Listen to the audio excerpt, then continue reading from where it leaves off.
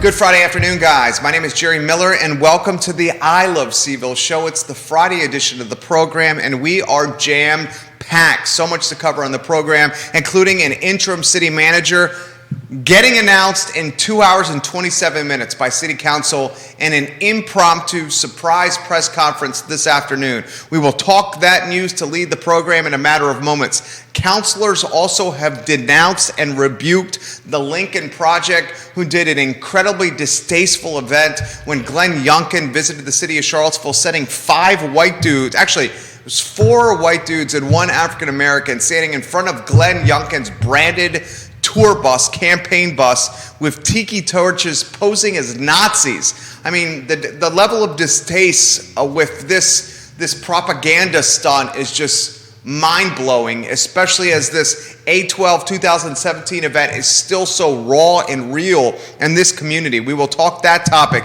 in about 4 minutes on the program. UVA employees, there's 170 of them, actually 173 of them that have not been vaccinated. Of those 173, 40 are registered nurses, RNs, and 2 of them are physicians. These 173 people literally could get pink slipped as early as next week for not following a vaccination mandate. That topic on the I Love CVille Show. Dr. Scott Gottlieb of CNBC, the former commissioner of the Food and Drug Administration, told Squawk on the Street this morning on national television that the COVID pandemic may be behind us as early as January of next year. And of course, we will highlight the Winter Wonder lighting of the lawn at the Boar's Head Resort. This, an Instagram-worthy event for couples, for families, perfect for the holidays, November 26th to January 30th. I'm going to give you the who, what, when, where, why today on the program. Judah Wickhauer is our director. Judah Wickhauer will give some props to Dr. Scott Wagner of Scott Wagner Integrated Medicine for being a part of the show. The fine folks at Ting Fiber Internet are the power of the I Love CVille Network, and Skooma Boutique Dispensary located next to Rapture, the best dispensary in the city of Charlottesville. David T and his team have certificates of analyses for everything in the store. Excuse me. The lead of the program, guys, undoubtedly has got to be this impromptu surprise press conference. This morning, us in the media got press releases and an email from Brian Wheeler, the director of communication for this fine jurisdiction, saying 3 o'clock today, impromptu press conference, we will announce an interim city manager. Folks, Chip Boyles, the former interim city manager, was in office until October 31st this past month. So that means a week and change. Charlottesville, 1, 2, 3, 4, 5 days the city of Charlottesville has run its jurisdiction without a CEO or leader of the municipality. We don't know who it's going to be. I've speculated Mike Murphy, who was one time an interim city manager. I've speculated Dave Norris. I've speculated Sam in City Hall, who we thought, may be interested. He, in fact, turned the position down, Sam Sanders. So we'll see. 3 o'clock today, we'll have a new CEO of the city of Charlottesville. 2 councilors are about to get on the dais in January, Brian Pinkston and Juan Diego Wade. Those gentlemen will replace the Kyle Walker and Heather Hill. Once those 2 councilors are added to the dais, they will team with Snook Lloyd, McGill Cena, and Payne Michael to create a new 5 leaders of the town, of the city. And this 5 leadership, this group of 5 leaders will then identify the new city manager moving forward. We will follow this very closely today on the program. Next topic, and I thank the councilors for doing this. In fact, 4 of 5, 1 did not sign the letter. Lloyd Snook, Cena McGill, Michael Payne, and Heather Hill, those 4 of the 5 on the dais denounced the Lincoln Project for a filthy, despicable campaign stunt last week right in front of the Guadalajara on Market Street. Glenn Youngkin visited Charlottesville on the campaign trail. The Lincoln Project has beef with Glenn Youngkin. It's fine if you have beef with candidates. That's what makes democracy great. That's why people like our guest, Kerry Rock, who's going to come in 10 minutes, a gentleman of military service, Army, these guys, these gals fight for the country, for freedom, for rights to voice our opinion. I have no problem with people voicing their opinion. I do have a problem when organizations when PACs like the Lincoln Project conjure or recreate or leverage or manipulate or exploit events like August 12, 2017, and sending 5 men bearing tiki torches dressed as Nazis in similar garb and attire as the Nazis that swarmed Charlottesville on August 12, 2017 is undoubtedly going to conjure sensitive imagery and feelings for all of us that bleed Charlottesville. Judah Wickhauer bleeds Charlottesville. Kerry Rock bleeds Charlottesville. I bleed Charlottesville. The company is called I Love CVille, my friends. So having 5 dudes dressed as Nazis to try to make a political statement in our town, for lack of better phrase, is just absolute bullshit. I cannot say it any more clearly than that. 4 of 5 councilors, Nakiah Walker, did not sign the letter, which I don't understand why. I'm going to leave that to a side and won't even go down that road. 4 or 5 councilors showed a lot of courage, backbone, and fortitude denouncing the Lincoln Project, which we all did ourselves as residents of this fantastic region and community. The next topic, guys, is the University of Virginia. I'm reading their press release right now. There's 173 employees of the University of Virginia health system that could possibly be terminated as early as next week for not following COVID-19 vaccination mandates. The deadline for that vaccination mandate was November 1st. Of that 173 people, 40 are RNs, registered nurses, and 2 are physicians. I mean, explain to me how physicians are not getting vaccinated. UVA Health has said 98.4% of health system employees are vaccinated as of yesterday morning. We will see come early next week if these 173 people get pink slipped for not getting vaccinated. It was a clear-cut mandate by the health system. 40 nurses at a time where we're already short nurses. 40 nurses at a time when the health system is paying 3x normal wages for traveling nurses to help fill supply chain labor shortages. 40 nurses at a time when the health system is operating with a skeleton crew of staff. I'm so excited when this pandemic is behind us. And according to Dr. Scott Gottlieb this morning, the COVID pandemic could be over as early as January. This is the former FDA commissioner, now on the board of Pfizer.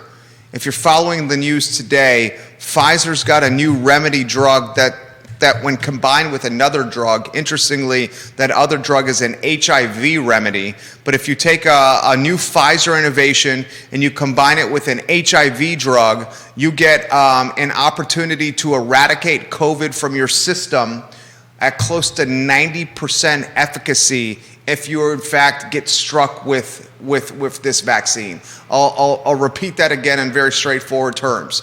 If you get COVID, Pfizer has got an innovation or a remedy that if you take it right after you get COVID, you have 90% likelihood of not being hospitalized or seriously sick. That's freaking amazing. I love that. And that's positivity we should champion. Kerry Rock in 35 seconds, Judah Wickhauer. I want to highlight an event that you guys need to buy tickets for. If you could get the URL on screen. Look at the screen, look at the screen, look at the screen. November 26th to January 30th, it's called The Winter Wonder. The Boar Resort lights much of its beautiful landscape and creates a hiking trail of very easy capacity for date night, for couples, for families, multi-generational families, for people all over the Mid-Atlantic to visit, patronize, and enjoy. To say it's Instagram worthy is an understatement. I've had sneak peeks of the Winter Wonder, and it is one of the most gorgeous things I have ever seen with my own 2 brown eyes. November 26th to January 30th, I very much encourage you guys to get tickets now because the event is going to sell out. Now, we got a phenomenal individual on the show. His name is Kerry Rock. I'm going to say it again. We have a phenomenal individual on the show. His name is Kerry Rock. Judah, if we can go to the 2-shot and welcome Mr. Rock to the show. How are you, my friend? Man, thank you so much for having me on. It's just really sweet of you to call me a phenomenal person. I'm just a guy doing things. You are a phenomenal person. I have so much I want to talk with you. First, you rode a stationary bicycle for 24 straight hours. Yes. How the hell did you do that, Kerry Rock? Very stupidly, but consistently. And you did it for a great cause. We did. This was a fundraiser for Water Boys. We went out to Texas. My sister runs a gym out there, offered up. She's done a couple of these charity rides for other organizations. And the Rock family always sticks together. She's like, let's do it for Water Boys.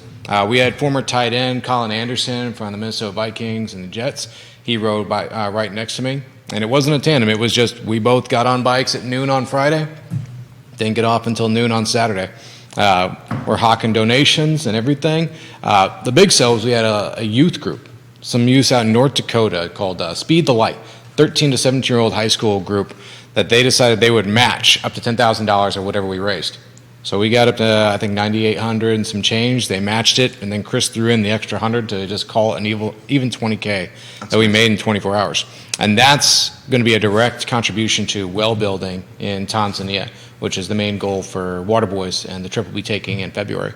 That is absolutely amazing, dude. How, during a 24-hour consecutive 24 straight hours on a bicycle, was there at a point where you thought you were fading, that you couldn't make it to the finish line? Oh, yeah. Or okay, just put that in perspective. 2 a.m. So the first 12 hours, as stupid as it sounds, was actually pretty easy.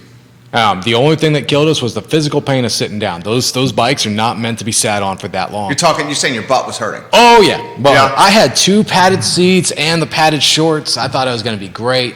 Yeah, 6 hours in, both Colin and I were like, this is hell. Why did we do this? Okay, fine. 12 hours, we make it. The gym closes down. We're good for the next 2 hours because we're just jaw-jacking. We've got our own sound system, having fun. But 2 a.m. is just all the energy just died. And it was at that time my wife had time, like she had recorded a video with my daughter earlier in the night before bedtime. Obviously, we're good parents. And had time to send the video at 2 a.m. She knew I was going to be hurting. And it was just one of those things like, when Trey says, Daddy, you got this. You know you got this. Oh, yeah. When my wife and Amelia sent this video, it's like, Daddy, you got this. And it's just them chanting and cheering me on. Man, nothing could get in my way at that point. Got back, just pedaled even harder. 10 hours later, we crossed the finish line. It was just a great time. A great support from the family. That's what made it happen. Dude, 24 hours on a bike. Oh, yeah, it's stupid. Put it in perspective. Dude, this guy was Army, military serviceman. Put it in perspective with some of the most challenging things you've ever done.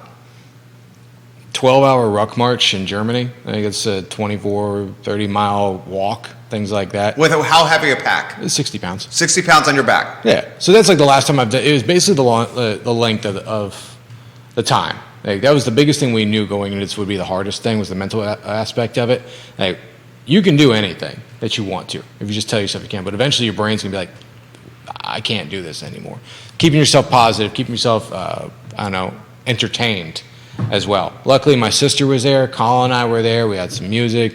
The gym people were there. It was really great seeing the people that saw us in the early afternoon that came back for their morning workout, and that's when that really hit them, what we're doing. It's like, we'll give you some of our pain, our blood, our sweat. We just need a couple dollars so we can provide clean water over in Africa. That is amazing. Do you change clothes during this? Can you do that? We took, every 4 hours, we took a 5-minute break for bathrooms and whatever else stretching. We had a couple extra shirts. And then, the last few hours, changed some other things. And, made a big difference. How many total calories do you burn doing that? Did you count that? We tried to. But we found a limit. So you've seen stationary bike, you can match like how many miles, time. We found the upper limit of that. I bet you did. So what was that upper limit? It can only track 99 miles. Okay. And then it only can track 5,000 calories. After that, it stops. It just zeroes out. So we would have to restart the bike and try again. We know we did 268 miles. Wow. But add in eating a little bit of pizza on the bike and some snacks and whatever. I couldn't even tell you, but I know a regular workout on a bike like that for a couple hours is probably about 1,000. So we probably burned about 8,000 to 10,000 calories on that. Could you walk the next day? I could walk right after. You could? Yeah. That's the weird thing, is like we had the energy. Like the legs felt weird, a little stretching. Now, as soon as I got to my sister's apartment and she's like, okay, go to sleep. It was dunzo, lights out. And how long did you sleep for? Only 3 hours. Okay. The body's weird. I crashed out the railing. Well, I mean, you got a toddler. Oh, You're yeah. used to sleeping yeah, short it's like sprints. 3 hours. Yeah, I could do everything after that. I know. But yeah, then we made some tomahawk steaks for dinner, and oh yeah, it was great. But yeah, then slept until 9 a.m. the next day.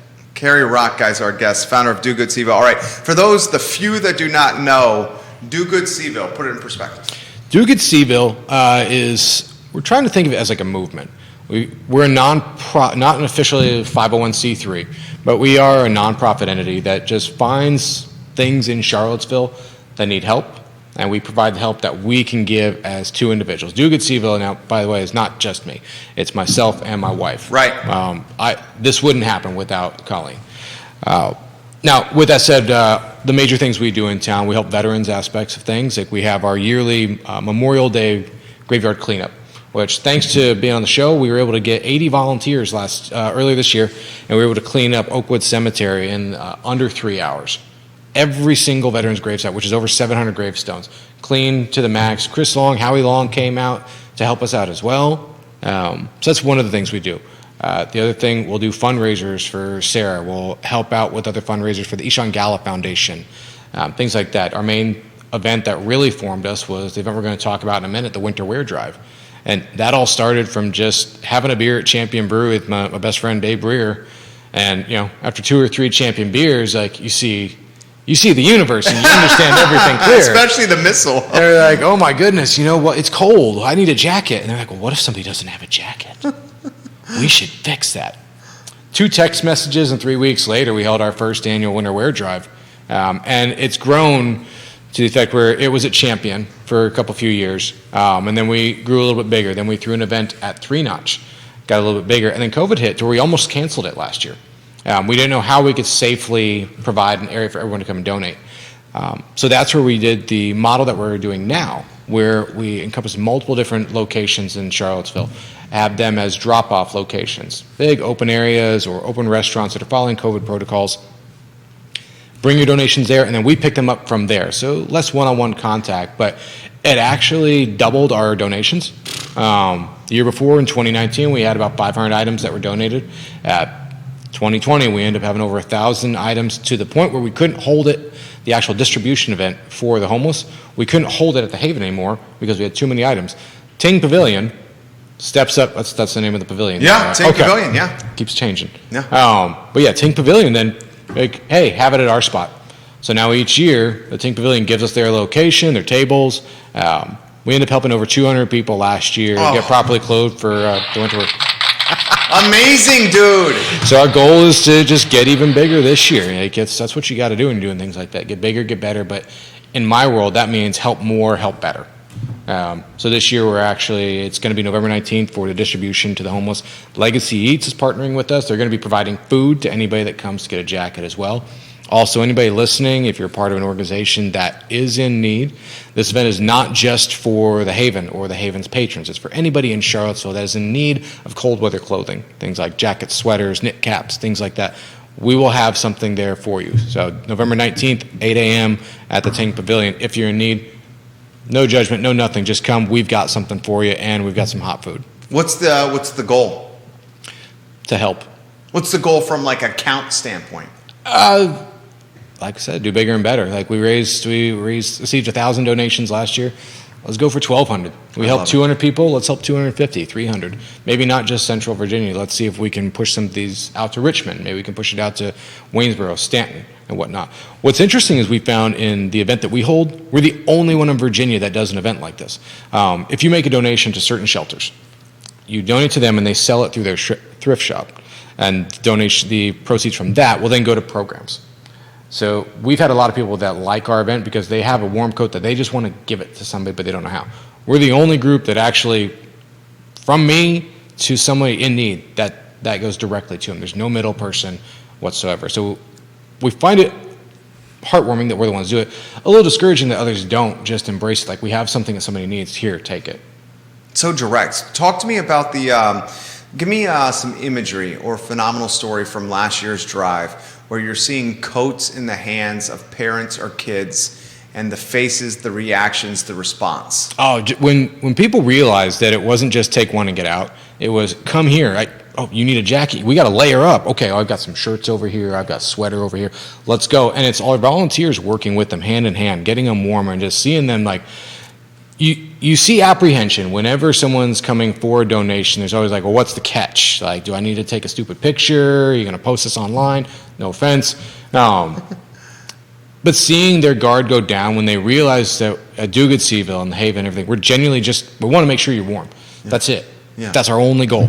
And we've got stuff for you, so stay around. Like, we've got this, we've got that. We had a large amount of children's clothes and children's cold weather stuff donated as well. And seeing multiple like families come down and get things. One of the most heartwarming things I saw, and it's a testament to the homeless community looking out after each other. We saw one guy come, get a jacket and a coat, sweater, come back. And I saw him come back 3 more times in the 3 hours that we were there, but he brought somebody with him every time. And the last one, he was carting his friend in a wheelchair down there. Like, he would go down to the Haven, or he'd go down to other areas that knew people that were in need and he went and got them and brought them back. And so it's really, really cool. The whole idea is that Do Good Cville looks after the community, but that community looks after itself as well. So we're glad that whatever your political belief is, whatever, like, that's out the window at our events. We're just here to help people. Dude, this guy is A+ people. Do Good Cville. I want to talk about the partnership that you have with friend of the program, Brent Lillard and GovSmart. Man, they are a Goliath in the industry right now. They're crushing. They are a wonderful example of a successful small business. Housed down here in just a couple blocks away. Close to Bodos. Yep, in a hub district too. Yeah. So bringing money to that. They partner. This is the 3rd year they partner with us. And the way that it worked is I had a friendship with them, and then brought it up that, hey, I do this fundraising stuff for people. How would y'all feel about doing this? And what we found is the Haven was trying to kick off 2 different programs. Backtrack. At that time, they were trying to kick off one program, the ID program. One of the issues that people aren't aware of in the homeless or at-need communities is that a lot of documents are needed for things, and a lot of documents have been lost, specifically like your driver's license, your birth certificate, or your social security card. Some of us may know exactly where those are right now. Others have like safe box, whatever. Well, in the homeless community and community at need, those aren't really a number 1 priority. But when you're trying to get back on your feet, when you're trying to get that job, you're trying to get that housing, those are that's very much an important document. There's Project ID, and then there was the pilot program, the ID program that the Haven was trying to kick off, but they had no funding for it. So they offhandedly commented to us, like, well, we'd like to do this. Brought it forward, GovSmart, like, we 100% love that. Here's $5,000. So that was the initial year's program's funding. Next year we went back, like, hey, there's these other programs that we'd like to launch with your assistance. Here's $10,000. And this year, giving them the metrics of what they've been helping out with, Brent's a very just straightforward dude. Like, he's a great dude. This is the money. This is how it helped people. This is how the future movement can continue to help people. And I bring it in a logical format, and I can do that for any other corporations that need somebody to help do their donations. DoGoodCville.org. Shoot it up. Put in perspective the incredible entrepreneurial journey and growth and how booming GovSmart is. Getting to meet with Brent and the other people at GovSmart, it's cool seeing their trajectory of where they started, just being like IT guys to begin with, and then listening to Brent. If you have time to like hear his story of all the different ways that it went about before they got to GovSmart, it's those people that there's certain people that will just always succeed. You, me, other people, like you put us at ground zero again, we'll find our way back to the top of the mountain. And Brent and the people at GovSmart are the same people. Nice, dude. Kerry Rock is so good at this. Oh my gosh. So Random Row, I've noticed, and Do Good Cville, you guys have a phenomenal relationship. You got is it bingo? Yep, we got the bingo nights. You got the bingo nights going at Random Row. Let the viewers know what's going on with you guys at Random Row. So Random Row, Kevin, master brewer, co-owner, and the team over there, we've been longtime friends. And when they had their bingo nights before, they had a third-party entity, Little B, I think it's Little B Enterprises, Betsy. She would help run it, and then she left town for her own other adventures, and they need someone to run these things. So, okay, we're doing all these other nonprofit things. So they also do a monthly donation to different nonprofits, to where there's a certain beer that's on draft, $1 for every one of those will go to this nonprofit as well. Like, we have these things, but we don't know the nonprofit sphere. You do. We'll Do Good partner with us, find us, manage these, and just get the good stuff happening. So we manage all the bingo nights. Dab for Good, another one coming up on November 17th to benefit the Eshawn Gallup Foundation. Nice. We just did one that benefited UVA Children's, AHIP, Sarah, Arc of the Piedmont, the ones we've helped this season so far. And we reach out to nonprofits. And again, it's that apprehension to where when I first messaged someone, like listening to your show, asked Kevin what were the ones that he likes to sponsor. I'm actually going to be reaching out to Yellow Door Foundation, a couple others like that. But it's that first initial blast of like, hey, I want to throw a nonprofit benefit for you. There's always a weirdness, like, who are you? What are you doing? Why? And that's one thing in society that I wish we'd get past it. There's people that just want to do good things, but we're very so apprehensive about it. But back to the bingo nights, it's a one night every month. We're doing it. We've raised, on average, $1,000 for the nonprofit. They get to speak their piece. The good thing is they get like 60 to 80 people that may have never heard of what they're doing now know about it. And maybe out of that you get 5 volunteers and you get a $1,000 donation. You're back in the community. You get some new blood knowing about you. And sometimes that's more important than a $5, $10, $100 donation. The beer donations as well. We've helped Legacy Eats. We've helped The Haven. There's a couple others. Bennett's Village we're going to be helping next month as well. It's just really cool to be given this opportunity by Random Road to help even more people. Are you seeing the nonprofits now approaching you? We have had a couple that they've seen when they saw bingo come back. Multiple emails started coming through to Random Road, like, we want to be a part of this. How do we do this? And funneling it off to us. We've had people at the second one, like members of different nonprofits, come to me specifically like, hey, we want to be on board with this. And obviously once they realize it's a good thing, again, that apprehension, that firewall drops, and they're like, okay, yeah, let's be a part of something like this. How does Do Good Cville, from an infrastructure and foundation of the nonprofit, continue to grow? How can it continue to expand? I mean, you need people. True. I mean, Do Good Cville right now is, when it comes down to the planning and executing of whatever we do. It's you and your wife. It's me and my wife. Yeah. Which, with baby number 2 due next month in January, late next month, early January, we may take a little dip and just go back to our roots of the Veterans Day event and the Memorial Day event and the Winter Wear Drive are the 2 ones that we're always committed to. But we've done a lot of work up front to pre-plan a lot of these events. And then we have other people that we can hand off to at the location, like Kevin and some of the other nonprofits have people that can do emceeing, things like that. Growth of Do Good Cville, though, it's actually taken root by itself, because our main goal is to demonstrate to everybody watching, everybody that meets us, that we're not special. Like, there's nothing extra special about us. Like, some people may say different, whatever, but I look at myself as just a dude that likes to go 3 notch and get a beer, and if I see you need help, I'll go help you. Like, that's just what I see. I don't see we're doing anything earth-shattering or groundbreaking. Like, yeah, we're helping some people, but I want to impart on people that they can do the exact same thing. You just don't have to ask permission if you're doing something good. We never asked for permission to go clean up a graveyard. The only thing we asked for permission for when we started the Winter Wear Drive was we asked Hunter Smith, like, hey, can we use your location? And we asked the Haven, hey, can we help you?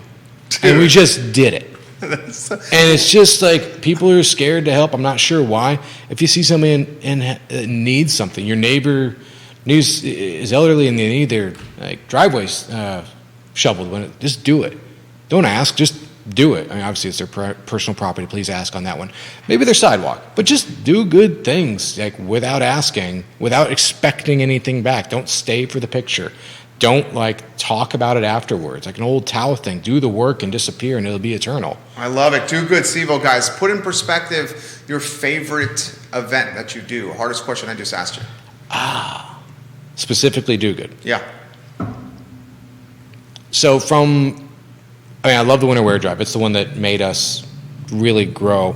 I would have to say, being a veteran, giving honor to those that have passed, and doing the Memorial Day graveyard cleanup has been the one where it's physically I can see the work whenever I drive by Oakwood and our grave sites are shining and their memories have been cleaned up, and the families can see it better, and providing that long-standing effect. I love that one. That one, literally getting dirty and doing the work, and then just standing there and looking like, we did this. Coming together, we did this. How many hours are your wife and you clocking a week, Do Good Cville? These are parents, mind you. Yeah, our little baby girl Amelia just hit 21 months today. So yeah, we're full-time parents. My wife runs an animal practice. I'm a full-time system administrator. This is honestly all Do Good is what we do on our side time. I would say probably 5 hours a week, unless it's event week. Last week was a little rough. Got back from Texas, had another Water Boys event on Sunday, then we had a bingo night. It was too much. That's one where we are learning. I'll be honest, I'm learning to balance it. I like to do everything. Yeah, I want to do everything. You're a thousand miles an hour guy, just like me. Yep, and that's where my wife comes in, and she doesn't restrict it. She just helps focus it. But then there's also the remember you're a dad, you're a husband, and that. And there's sometimes I lose sight of that. I'm a normal, I've got issues, but she brings me back to earth in a very good way that helps everything else be better. Like if she didn't help focus me, the events wouldn't be as good as they are.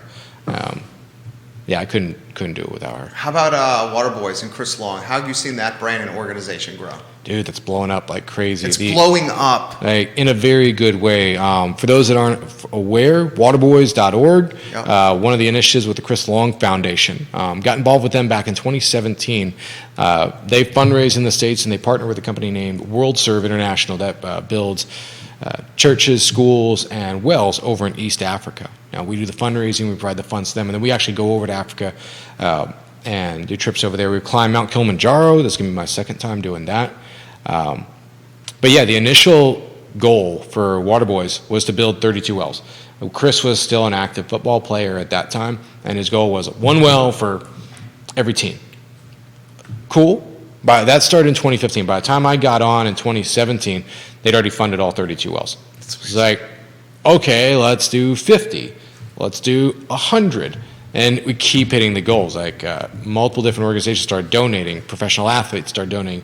We do the Conquering Keeley initiative that I'm part of, where veterans and former players get together, fundraise, go see where we're building the sites, where sites have been built, and then climb Mount Kilimanjaro as a fun little fundraiser as well. Through all those efforts, we've funded 108 wells.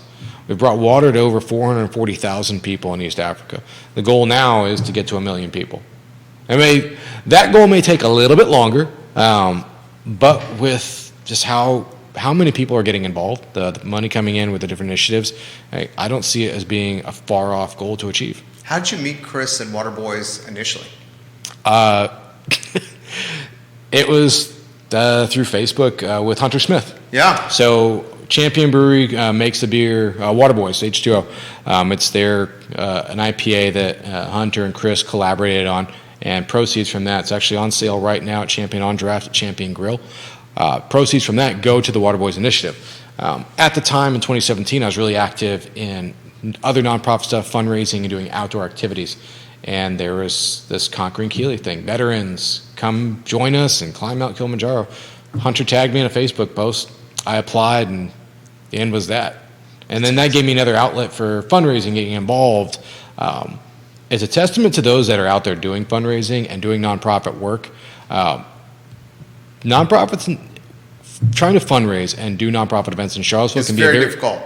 It's what? It can be very difficult. Oh, because there's so many. There's over 400 nonprofit, yeah, exactly, official 501c3s that are housed in Charlottesville itself. So trying to wedge out a space in the Charlottesville space where there's only so much funds that can go around, everyone thinks that their foundation is doing the best thing for the world.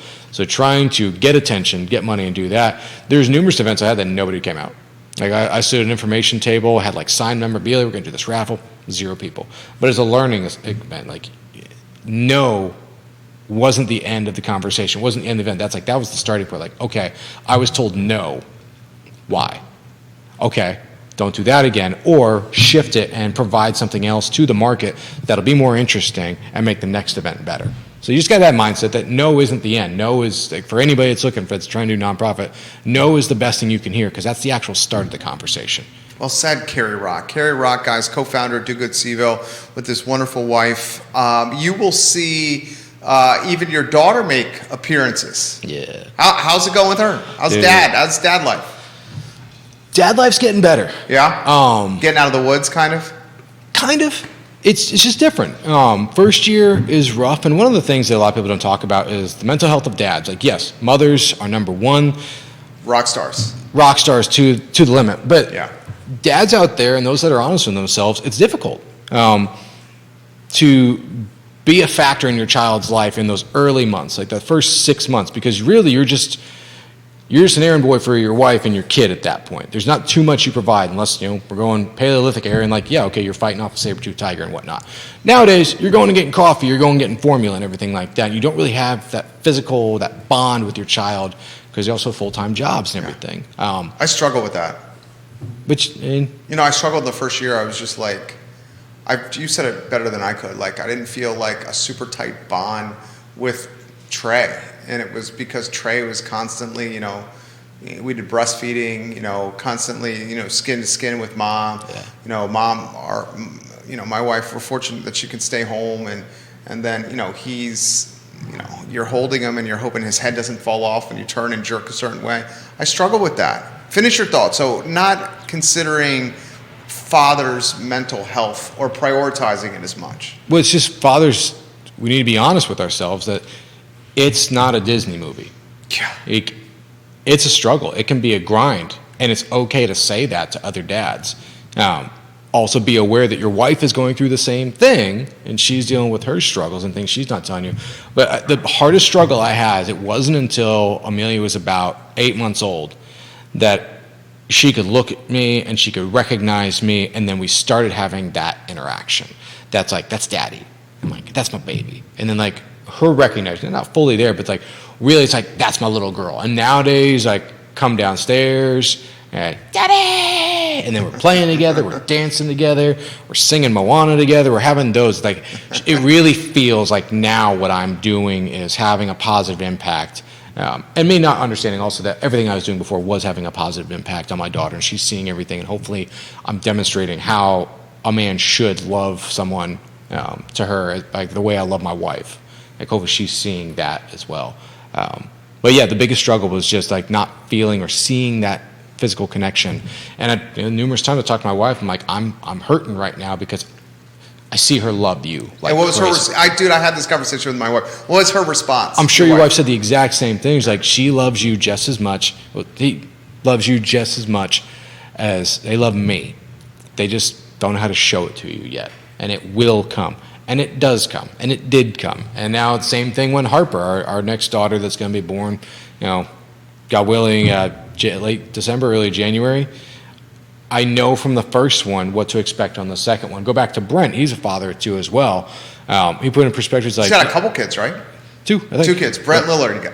But he's like, the second kid's only like 30% more work. You're not as worried. You know things are going to be okay. So I'm hoping he's right. We'll see. I was watching on his Facebook page. He had a flying kid in the bedroom. Did you see that post? Yeah, I missed where the that. kid was flying into his bed. I thought it was awesome, Brent. Are you guys into the? I may have asked you this the last time you were on the show. Are you guys super into the blippy phase? Nope. Oh, you're so lucky, dude. Oh, we lucky. crossed into Coco Melon world. Okay. And it's not as bad. I mean, the kid. Have you heard of Blippy? I may have. Please never show your daughter Blippy.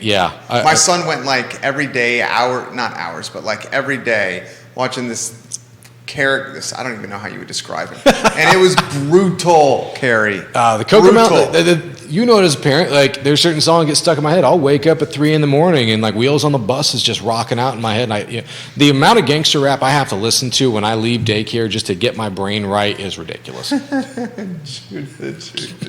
like that over there. Oh, Do Good Cville. How's the better half doing? So she's 8 months in her pregnancy? We're just crossing over into that. She's ready to be done. She's amazing. She is. Honestly, all the good things we talk about wouldn't be possible without Colleen. She's doing good. Business is booming out in the animal practice world. She's just ready to be done being pregnant. Is this 2 and done? Is that too Yes. personal of a question? 2 and done? That's what it is. Okay. That way they can't outnumber us. Yeah, they can't outnumber you. Did you hear that, sweetheart? They can't outnumber us. I love Kerry Rock. He's the co-founder of Do Good Cville. Give us the who, what, when, where, why, one more time of the winter wear drive. So, yeah, we've been talking about when the donations are going to be given out. We actually need to get the donations from everybody watching. Sorry, I've got my list because there's so many extra locations this year. But we have about 11 locations. One of the cool things before I get to those is when we talked about the growth of Do Good Cville, is those people just taking up and doing the good themselves. Centera Martha Jefferson joined us this year. They're doing a coat drive, winter wear drive as well, but for COVID reason, they're just doing it within their company. So the main hospital is doing that for all of their staff. We've got Melissa Dunn, a State Farm insurance agent. Her office just messaged us like, hey, we're going to do this at our office, and then we're going to give you whatever we get. So it's great, people like that just jumping up and doing the Do Good way. But if you have donations, lightly loved jackets, coats, sweaters, knit caps, gloves, any winter clothing of that type, we've got drop-off boxes at Random Row Brewery, Three Notch Craft Kitchen and Brewery, Champion Grill, Champion Tap Room Downtown. JM Stock joined us this year. Great butcher shop. Yep. Calder Kegley, the new owner, he's actually going to be climbing Mount Kilimanjaro with me. Okay. Yeah, we can talk about that in a second. I would love to. Timberwood Tap House, Timberwood Grill, Greencroft Club, Lazy Parrot, and then Shenandoah Joe's starting on Monday at their Preston Avenue location. We'll have a drop location. Also, the Sexual Assault Resource Agency, as of Monday, will have a drop location. That'll just be for that last week. As of the 14th, all boxes are getting picked up, and donations at that point need to be cataloged, cleaned, and then be provided for donations. Not an issue, but we had so many people that, I missed it, and they kept donating up until December, even January. Like, we don't have the capability because it's really the donations get picked up and brought to our house, cataloged, bagged, and then get ready. Where Hop On Tours provides us a bus to get everything where we need it to go. That is awesome. John and Andre, do you see a point, or would you want this to happen, where Do Good Cville, and maybe it's like an executive director position, becomes your full-time gig? Have you thought about this? That'd be fun. Do Good Cville was born out of Mo-Rock events back in the day when, I don't know if you remember when I used to have a mohawk. Yeah, I do remember that. Yeah. So that's when I really started loving event planning and doing things like that. I tried doing it as a business, failed horribly. Didn't know how to do it, didn't know what I was doing, and I didn't get the straightforward thoughts about it until I just went pure nonprofit. Okay. I really like doing computer work. It has stability, it has benefits. Do Good Cville right now. You're good at it? Yeah, I am. We are. I like how it is right now. It's fun. If I need to stop it and focus more on my family, I can do that. It's something I can put the brakes on, but still maintain a good output to the community. Well said. Well said. Mount Kilimanjaro. Your third time? Second time. Second time climbing. Who's going with you? So Chris is going with us. We've got Ryan Leaf, former NFL player. Quarterback. Yeah. He's joining us. Great story with him. Yeah. Truly a comeback story. The epitome of a comeback story. Yeah. Super nice dude. Got to meet him a couple times now. Colin Anderson, a couple water advocates. We got a couple other veterans on with us. And then we have Calder Kegley, the manager, owner, I'm not sure, of JM Stock. Local businessman, super salt of the earth, nice guy. When he first got brought onto the team, they linked us up. We went out to his farm, spent a day out there. My daughter got to pet the cows and the goats and all that. Just, again, salt of the earth, good people. And then we were at the Chris Long Foundation's event over at King Family Vineyard this past week. It got brought up what we were doing. He's like, bring a box over to my shop. I'm down with it right now. Let's go. Brought the box over, and a half hour later, he's posting on social about it. So it's just, again, those people there's a lot of people that want to do good in this town, and we're helping them do it. How do you train for that climb? A lot of consistent cardio. Yeah. There's nothing you can do around here to get ready for the altitude. You can go up to Wintergreen as much as you want, but that's only like 3,000 feet, maybe at most. I'm not really good at geography. But you're going up to 19,341 feet at the top. I don't care what you say. Once you top 10,000 feet, life changes. It sucks. You have a headache for the entire time. So just being able to continually move, because the hike, we're going to get to the top within 5 days. But that's hikes. You're doing about 5 hours straight for the first 3 days. And then on summit day, you're hiking for 4 or 5 hours. You break for 10. You wake up at midnight, have some food, and then you go 8 hours straight to get to the top of the mountain. you're only at the top of that mountain for at most 20 minutes, so it doesn't get to you. And then you flip back around, another 2 hours, go back down the mountain, rest for an hour, and then go another 8 miles, get down to 10,000 feet that night. So really all you're training for that last day, and it's just consistent go. Like, it's going to suck. You're never going to go without a headache or whatnot, so just get ready for it and go. The night times when you guys are camping in between days of hiking. Oh, it's beautiful. So what's going on at nighttime? Game time, food time. You're camping out, you're having food or having dinner, or trying to rest. Everybody screws up on that first night because you're feeling great. Like there's 5 different climates that you're walking through when you go up Mount Kilimanjaro. And the first, you're basically just going through a forest, like a pine forest. Honestly, you're walking up wintergreen. And you feel good because you're only at 8,000 feet. You're a little winded. And that first night, everybody hangs out. They stay up late. They're like, oh, it's great. And then you realize you really should have gotten some rest that next day because then you're going from 8,000 to 11,000 feet. But yeah, we're playing cards. We're telling jokes. By the second or third day, by 8 o'clock, you're asleep. Maybe some stargazing. That was something that just like blew my mind.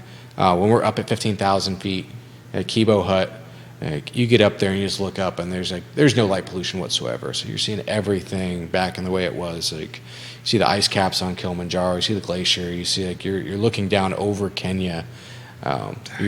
When you're walking up and during the daytime, you're seeing the tops of the clouds. It's something in my life that I'm lucky to be able to go back to repeat this. Yeah, man, it's a life-changing event. How about temperature changes, like the delta in temperature?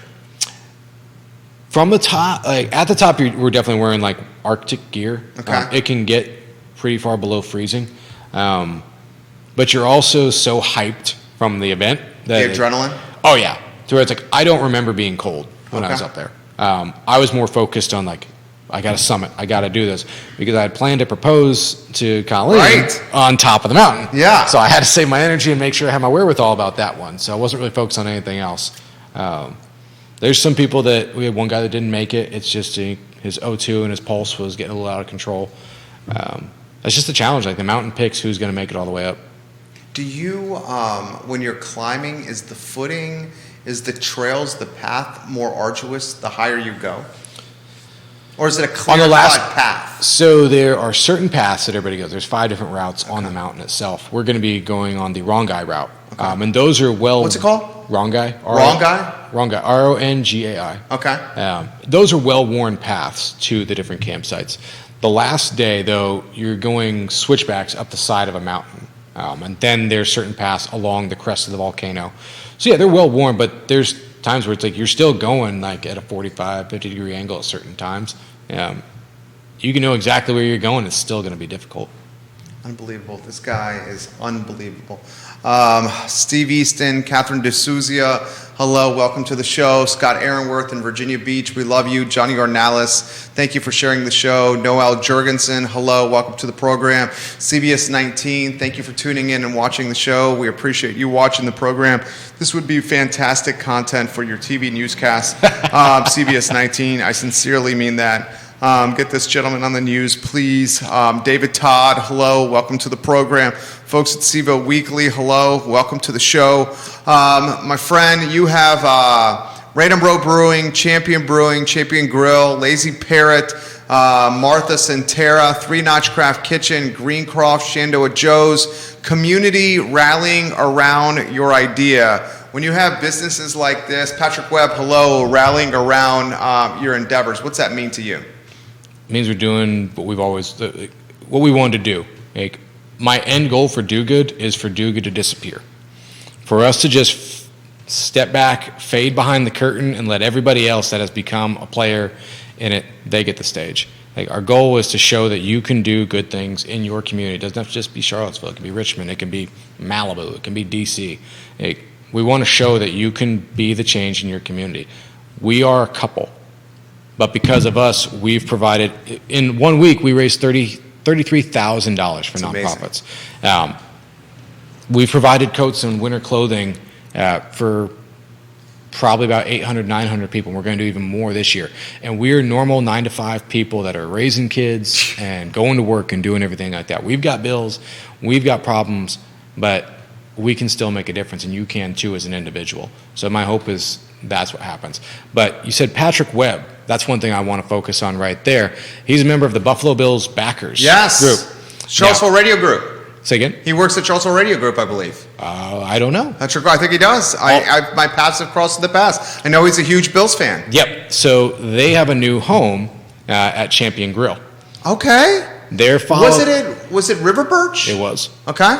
And then for reasons I don't know, whatever, sure. Champion gave them a new home, and they're averaging 90 people coming out on a Sunday afternoon for a football game. First night they had 70, and 70 they had 100 people come out last week. The great thing is, though, they're partnered with me for my Waterboys fundraising. So we have some signed memorabilia that's been raffled off. They're also doing 50-50 raffles every Sunday at the games. All the proceeds are going to our donation. They've raised almost $2,000 for us. That's awesome. And then this Sunday, is the first time they're going to be able to donate their jackets and coats to the Winter Wear Drive. Because like we said, Champion Grill has a donation spot as well. So you got some great beer at Champion, and then you can make a donation. Your boy Josh Allen is a beast. Well, I'm a Niners fan. Oh, okay. So, yes, Josh Allen is a very talented He's a beast. I have him on my fantasy team, so I'm happy about that. There you go, dude. That extension he signed, very well deserved. Kerry Rock, the co-founder of Do Good Cville, support the organization, guys. He's become, in a lot of ways, the water cooler for nonprofits, and then he distributes the funds, the attention, the engagement, the positivity to the nonprofits across the community. And I think he and his wife, Colleen, are doing absolutely amazing jobs. Dude, anytime you want, let's do this. Let's make it happen. I would love to do it once every couple months, if not more, and just highlight. I would love to do a follow-up after the Winter Wear Drive. If you want to welcome... I'll be right down the street. Any folks from the Haven on the program, happy to do that as well.